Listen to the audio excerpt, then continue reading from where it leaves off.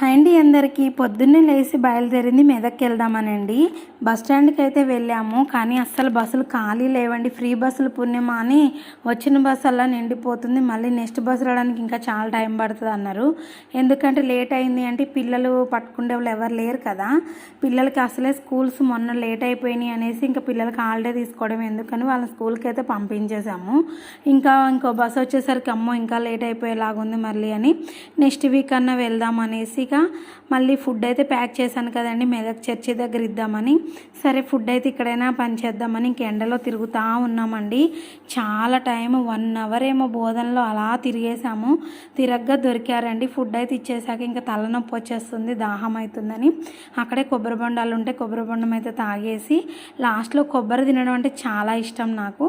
ఇంకా కొబ్బరి కూడా కొంచెం తినేసిన తర్వాత ఇంకా అసలు ఆ ఎండ అనేది ఏంటోనండి చాలా ఉంది. ఎండాకాలం కన్నా దారుణంగా ఉంది.